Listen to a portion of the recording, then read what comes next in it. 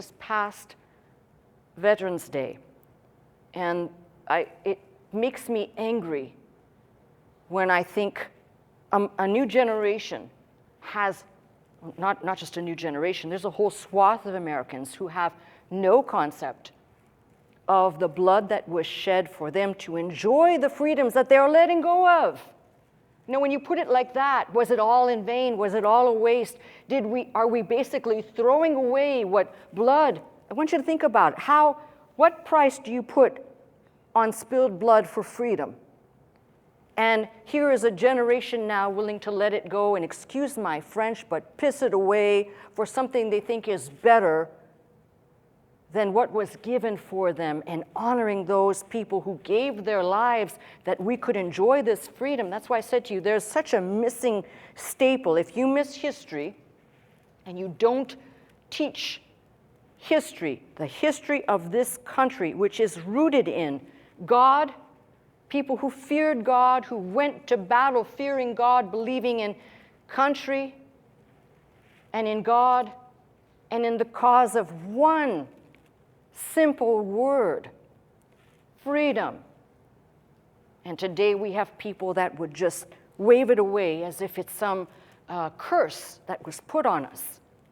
And that is the tragedy. If you want to know, while I'm putting all this together, that's the tragedy.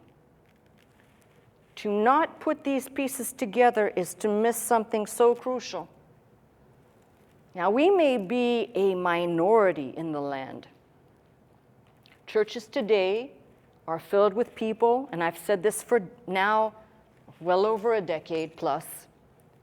People are looking for entertainment. They're looking for the spiritual massage. They're not interested in hearing this type of thing that I'm talking about, that somebody gave their life, that forget about a generic sense. I'll speak for me as someone who came here as an immigrant. There's not a time when I don't think about this, that somebody back there gave their life for the cause of freedom, that this generation would just hand it off and say, what does it matter? I hate this country anyway. And that's why when we're looking at this, it's important to understand where we came from, how we got here, and to keep, I'm sorry, for the young folks, you might find this absolutely boring, but to keep reminding people that there is some honor.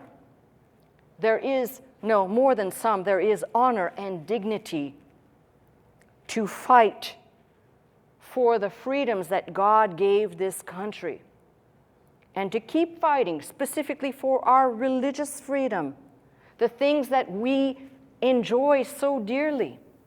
I'm watching, by the way, people on social media getting their accounts shut down for just doing one thing, reading the Bible.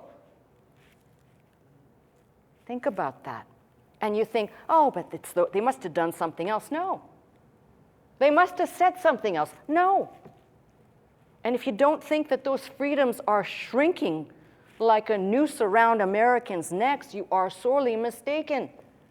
This is why this history of these people, who many of which are sitting in front of me, are in the sound of my voice, descendants of. Think long and hard of what really matters here.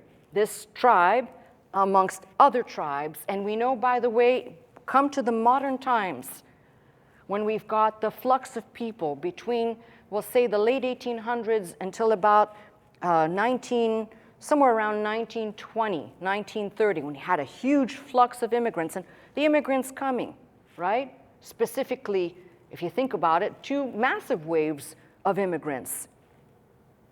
The Irish, the tribe of Dan, and somebody says, well, what about the Italians? Well, I kind of alluded to where those people actually came from, and they're not the people you think they are. We can trace all of that back to see how this place we call the melting pot actually received more of the tribes with open arms, and I'm not talking about the border today. I'm talking about in the period I'm discussing. And those people came to this country, most of them, willing to fight and protect and defend. They came to this country and learned the language.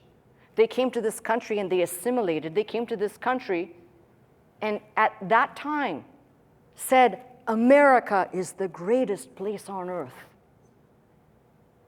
Find me that spirit again, where people understand the greatness of where we are and the things we've been given and afforded, including our religious freedom, the ability to stand here and me speak and open up the Word and speak from any place in the Bible and not somebody tell me, you can't say that because you'll offend people.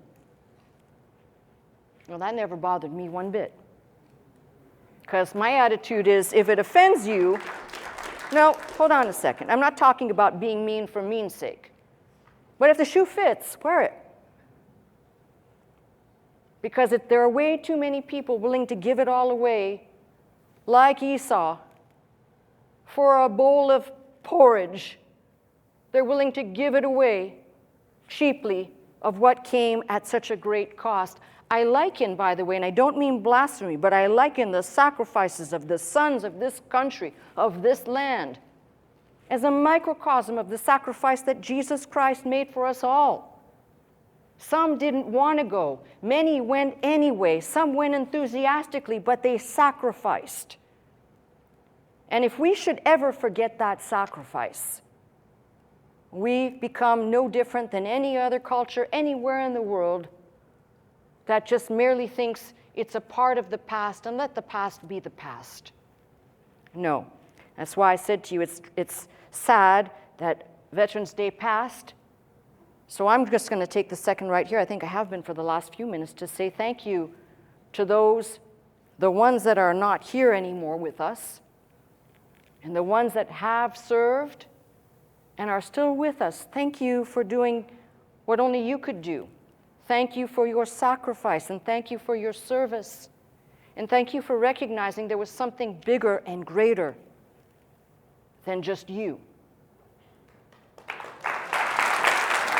Come